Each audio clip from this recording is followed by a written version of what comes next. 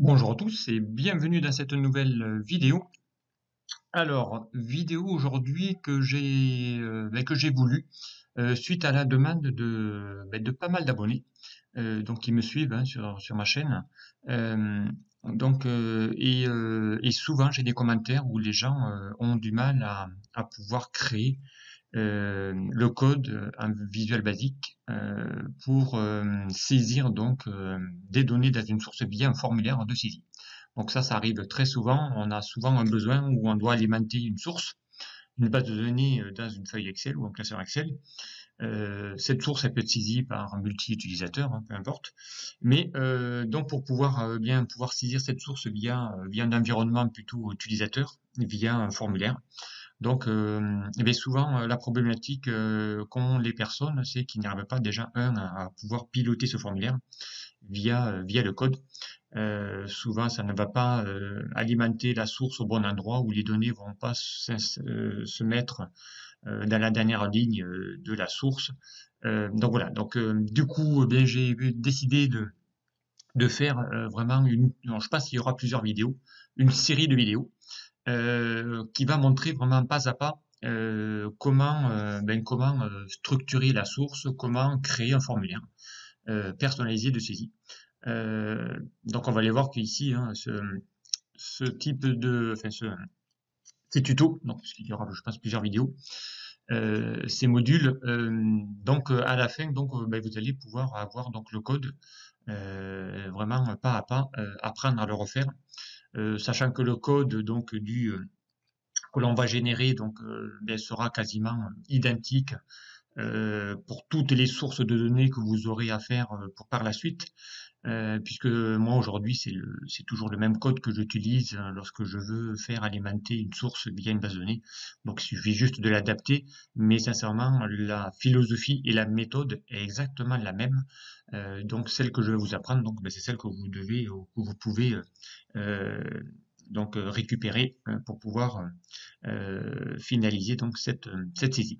Alors on va aborder pas mal de sujets donc au fur et à mesure des vidéos, notamment ici bien avant de pouvoir créer le formulaire, il va falloir qu'on essaye de structurer notre source de données. Donc ça c'est important. Donc il va falloir qu'on essaye de structurer, d'avoir une méthodologie pour pouvoir structurer la source de données pour qu'on puisse l'alimenter le plus facilement possible. Donc ensuite, on abordera un deuxième sujet qui sera ici la création d'un formulaire de saisie. Donc on verra comment construire, mais alors pas à pas, créer un formulaire. La deuxième étape, ça sera évidemment de comment insérer les objets de contrôle. Hein. Qu'est-ce qu'on aura besoin pour saisir ce formulaire? Euh, on aura besoin évidemment ici, pourquoi pas, du code. Donc on va aussi apprendre à, à piloter un formulaire via du code VBA. Tout en faisant le formulaire, donc on va aussi rendre obligatoire la saisie des champs du formulaire pour éviter que la personne oublie de saisir des données. Donc on va apprendre aussi à forcer la saisie de tous les champs d'un formulaire. Et on va également apprendre aussi via le formulaire à formater euh, les champs lorsqu'on saisit une donnée dans un formulaire, comment ça va se répercuter sur une feuille. Donc là aussi, il y aura peut-être parfois le besoin de formater les champs on va saisir de ce formulaire. Voilà, donc programme quand même assez complet. On va commencer déjà par la suite. Alors, donc là, première chose, donc là vraiment on va partir de rien du tout et on va apprendre à faire ça au fur et à mesure. Donc on va insérer une nouvelle feuille. Donc ici, je vais cliquer ici sur mon petit plus et on va insérer une feuille 1. On va la renommer ici, on va l'appeler par exemple source. Donc ça sera vraiment notre source de notre base de données. Ok. Alors notre source, eh bien, on va la faire débuter. Voilà, pourquoi pas ici en ligne A. Donc on aurait pu la faire débuter en ligne 6 ou autre, peu importe. Donc on va essayer de créer, eh bien, je sais pas, un formulaire de saisie. Qu'est-ce qu'on pourrait faire? Voilà, saisie, date de facture, par exemple, ou alors saisie de client, par exemple. Je sais pas. Allez, on va faire pourquoi pas ou RH, voilà, pourquoi pas une base RH où on y mettra ici du code correspondant. Donc on y va. Donc bien ici on aura besoin du matricule par exemple. Donc là vraiment j'invente vraiment la base. Hein. On va le faire en même temps. On aura le matricule par exemple d'un salarié. On va récupérer son nom, on va récupérer son prénom, par exemple. On va, euh, on va y mettre, pourquoi pas, bien sa date de naissance. Ok. On pourrait y mettre, bien pourquoi pas, son âge. On ira calculer l'âge. Après, si on veut faire des statistiques après, pourquoi pas. Euh, donc, on va lui mettre ici son genre, voilà, si c'est un homme ou une femme. On va lui mettre ici le service dans lequel il va travailler. Voilà. Et on va y mettre également, pourquoi pas, le service et puis son salaire, voilà, son salaire mensuel. Voilà. On va déjà y mettre ici pas mal de choses. Donc, le matricule, le nom, prénom, sa date de naissance. Comme ça, on pourra calculer l'âge. On y mettra bien son genre, le service dans lequel il travaille et évidemment ici le salaire mensuel. Alors, maintenant, donc bien, ça c'est notre source avec nos colonnes que nous avons besoin. Et on va maintenant, bien, donc la première chose qu'il faudra qu'on fasse ici, c'est après derrière lui dire d'aller saisir tout ça ici dans ce tableau-là. Mais pour nous aider donc dans le formulaire, ici on pourrait par exemple ici créer des listes qui va automatiquement déterminer, par exemple ici, eh bien le genre, sera homme-femme. Hein. Ici, ça sera, on pourrait avoir une liste des services euh, que l'on a besoin, voilà, que l'on aura besoin, hein, par exemple ici, pourquoi pas. Et ici, tiens, on va rajouter aussi une autre colonne, pourquoi pas. Ici, on va mettre ici le statut.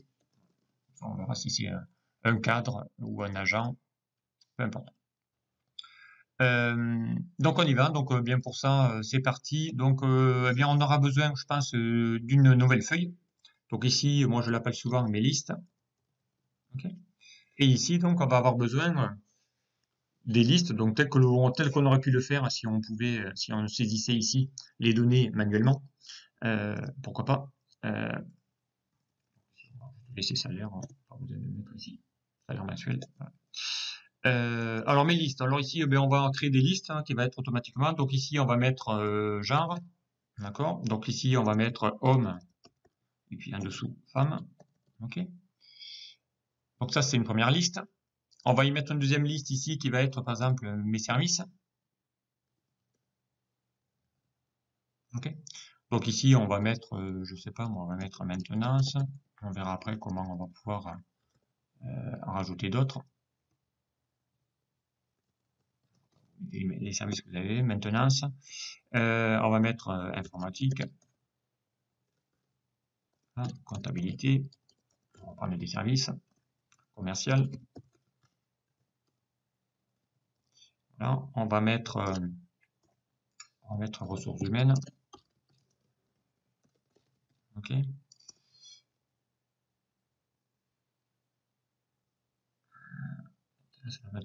Division finance, logistique. Déjà, on va déjà mettre ici pas mal de services. Après, on pourra en rajouter d'autres, n'importe. Et ici, donc le dernier, ça sera le statut. Donc le statut, donc ici, on va mettre par exemple agent. On va mettre, je sais pas moi, cadre. Je sais pas moi. Agent de maîtrise. On va mettre agent, technicien. Voilà. Donc ici, voilà, on aura ici nos trois listes. Alors, première chose à faire, donc, et ça, je vous recommande de le faire systématiquement, parce que derrière, vous allez voir, ça va vous aider énormément dans la saisie de votre formulaire. Donc, chaque liste ici, donc, je vais les transformer en tableau. Donc, un petit rappel, hein, donc, je clique sur une des données de ma liste, et ici, dans l'onglet Accueil, nous allons ici cliquer sur Mettre sous forme de tableau. Là, on va choisir un style que vous souhaitez, peu importe. Lui. On va lui cocher ici mon tableau comporte des en-têtes et on fait OK. Donc là, il vous a créé un petit tableau. Donc on a bien ici les outils tableau avec un nouvel onglet qui s'appelle création. Et là, on va lui donner un nom à ce tableau. On va l'appeler T genre. Voilà. Voilà, donc ça c'est mon premier tableau. On va créer le deuxième. Donc on revient dans l'onglet accueil. On se positionne sur une des cellules. Mettre sous forme de tableau. on va sélectionner un tableau, on lui dit que ça comporte des en-têtes, et ici, on va l'appeler T service. Okay. On va faire de même pour le statut, mettre sous forme de tableau, on sélectionne un style, on considère que la première ligne est une en-tête, ici, on va taper T statut. Voilà, donc ici, nous avons nos 3 tableaux. Okay. Alors ici, pareil, donc ici, nous allons mettre ici une liste, on va maintenant donner, donc ça c'est la première étape, c'est de créer toutes mes listes en outil tableau. D'accord? On va même enlever le quadrillage. Et ensuite, donc, on va nommer, donc on va donner une plage, donc une plage nommée pour les intitulés ici de mon, voilà, pour uniquement les intitulés. Donc ici, pour ça, eh bien, on sélectionne uniquement la plage, et là, dans la zone de nom, ici, si vous passez la souris dessus, voilà, ici, on va l'appeler genre, liste genre, par exemple, et on valide par entrée.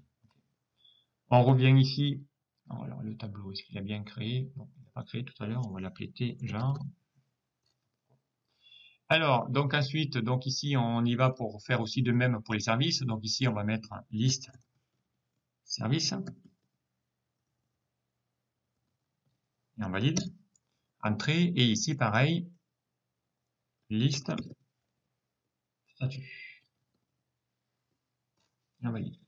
Ok. Donc pour vérifier que nous avons bien ici nos outils tableaux et nos 3 plages nommées, donc on va aller les vérifier. Et pour les vérifier, un petit rappel aussi, on va dans l'onglet formules, puisque les plages nommées, c'est fait pour être utilisé dans des formules.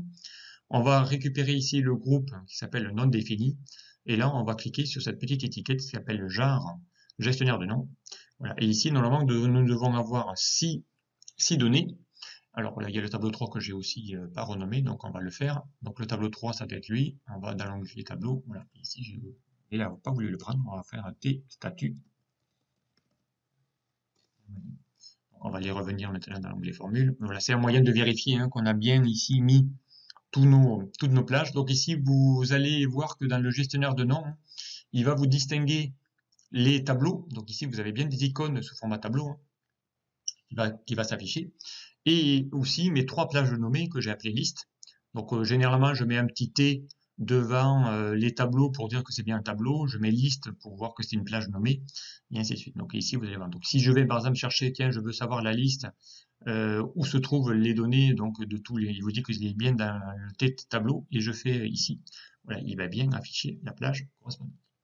Donc là, on a bien ici l'intitulé.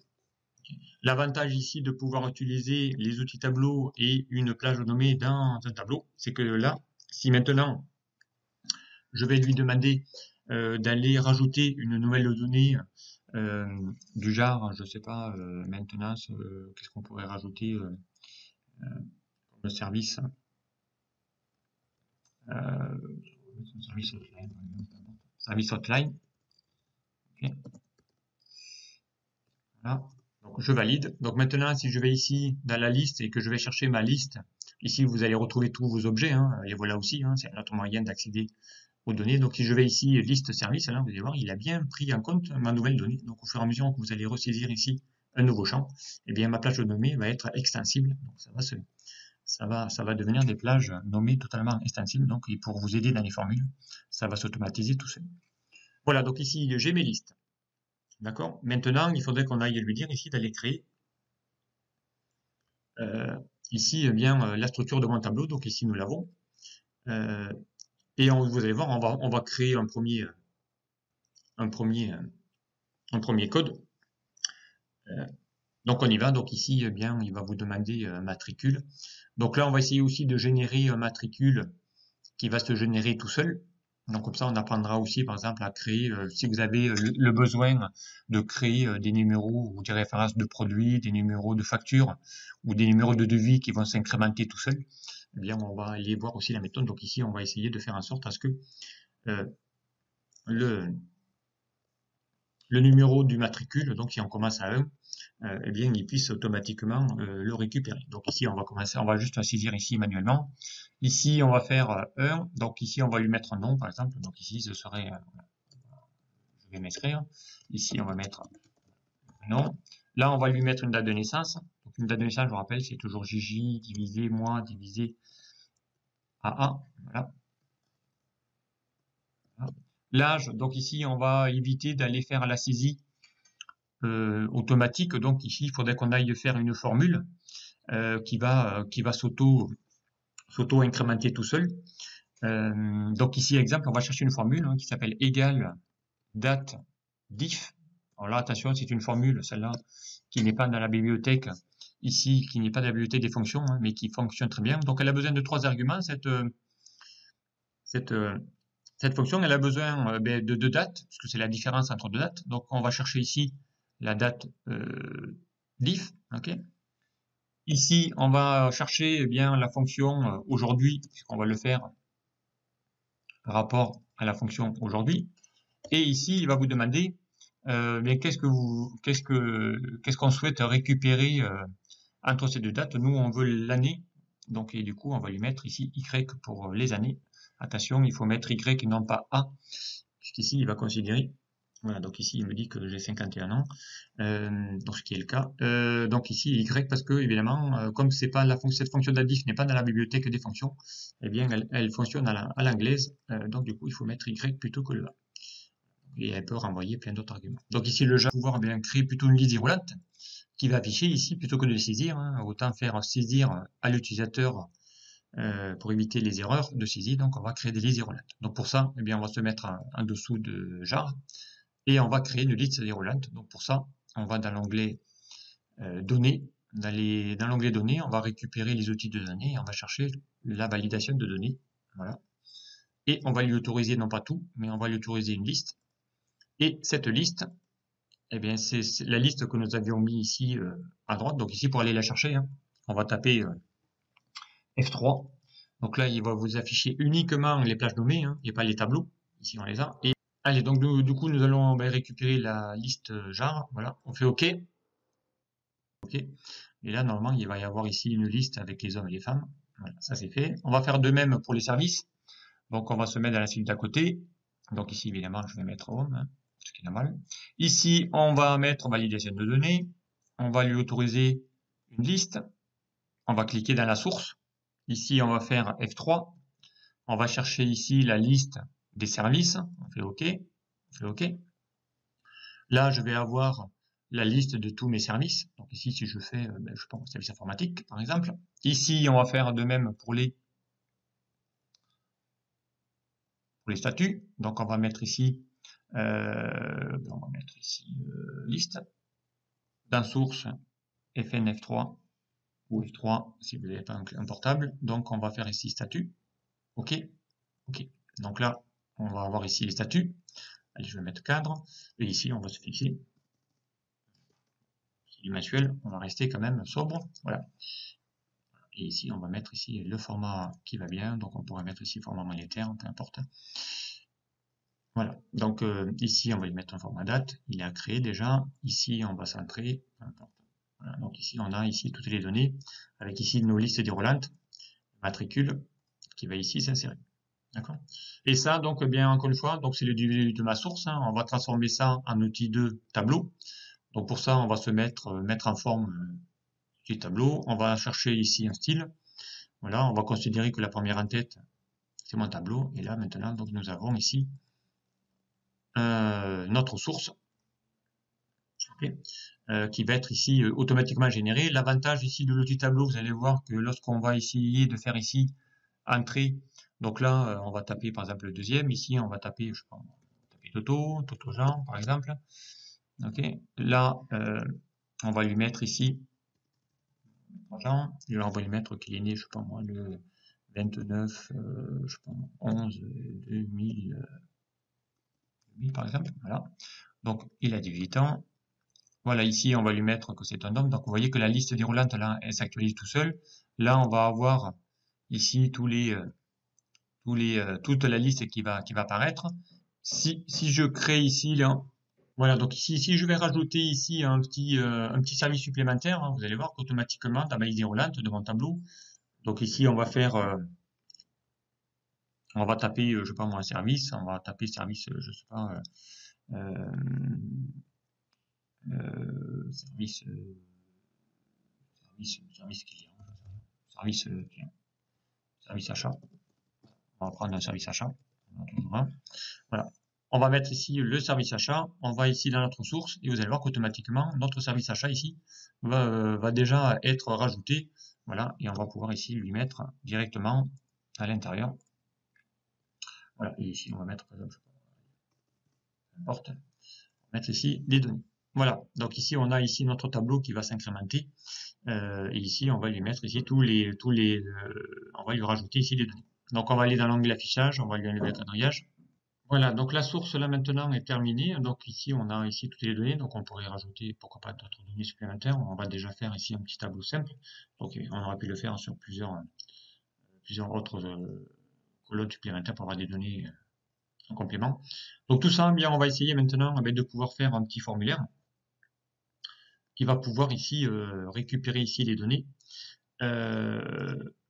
Et on va essayer maintenant de créer, plutôt que de saisir ici les données voilà, manuellement, on va créer un formulaire de saisie où on va ici demander à un utilisateur à partir par exemple d'une feuille sommaire, pourquoi pas on va aller ici bien lui demander d'aller insérer ou ajouter une nouvelle un nouveau salarié, puisqu'ici on est maintenant dans une base RH. Okay. Alors, voilà, donc je vais m'en arrêter là maintenant pour cette vidéo. Donc, et on se retrouvera dans la vidéo prochaine, donc la vidéo 2 là, pour aller bien apprendre maintenant à créer le formulaire. Ok. À très vite sur la prochaine vidéo.